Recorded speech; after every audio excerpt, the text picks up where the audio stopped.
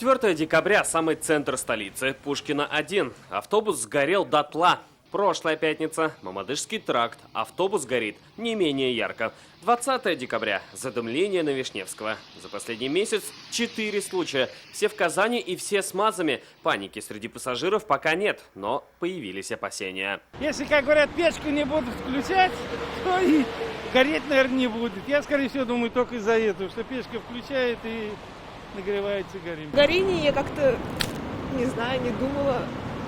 Но это опасно, да. Знаете, невозможно предопределить. На пассажирские перевозки не место для гаданий. Ситуация более чем серьезная. Если до этого часто горели трамваи, то теперь автобусы. Что дальше? Министр транспорта сегодня начал с извинений. Я приношу, пользуясь случаем, извинений как министр транспорта за эти негативные случаи, которые, к сожалению, становятся частыми. Но еще раз говорю, замалчивать нельзя. Надо постоянно реагировать. Это первое. Второе. В Казань приедут представители Минского автозавода. Сейчас в столице 2/3 автобусов и их производства. Они будут участвовать в выяснении причин возгораний. Есть еще одно, третье решение. Автобусы в Казани будут ходить до конца декабря. Реже. Дело в том, что сейчас весь автопарк проходит ревизию, а на МАЗах дополнительно заменят до Нового года детали отопителей. Четвертая мера – это обновление огнетушителей в автобусах. Устанавливаются дополнительные пир-патроны, то есть это в случае возгорания срабатывает дополнительное оборудование для тушения, помимо того, что все автобусы проверены и закуплены новые огнетушители по 2 на каждый автобус.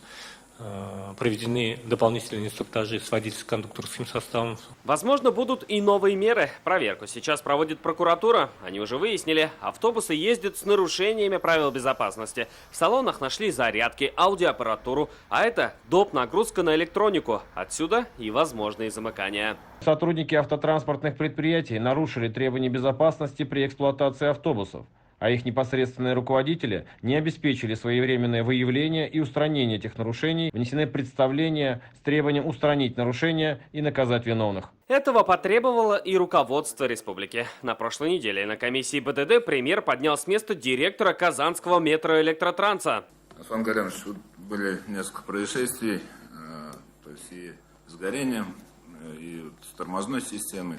Заключу договор с какой-нибудь организацией, которая имеет регистрацию. Какой-нибудь, надо нормальная организация. Не какой-нибудь, а какой надо организации заключить договор. Пусть специалисты ГИБДД дадут, какая организация подходит. История получила продолжение в понедельник. Мэр Казани жестко отчитал ответственных за безопасную работу общественного транспорта и обещал спросить за каждый случай возгорания. На самом деле стыд и срам, позор просто. Никто вечно не пришел, ни один из директоров, и депутаты Госсовета в том числе.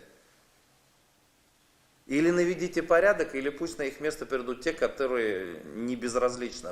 Бронзой не покрылись и в статую не превратились. Судя по сегодняшней встрече, работа над ошибками будет жесткой. У республиканской ГИБДД тоже вопросы, но уже к водителям. В этом году по их вине погибли 2 человека, 139 ранены. Более 30 тысяч нарушений правил дорожного движения по вине водителей автобусов. По пьяным у нас 13 фактов, так скажем, в нетрезвом состоянии выявлялись. 7 фактов управления, будучи лишенными. За 2 последних года только в Казани проезд подорожал дважды. Тогда перевозчики уверяли, без этого они не смогут обеспечить безопасность пассажиров. Но, как показывает практика, безопасность за тарифами не успевает.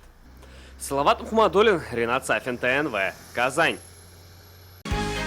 Закажи рекламу на ТНВ. Телефон в Казани 5 705 100.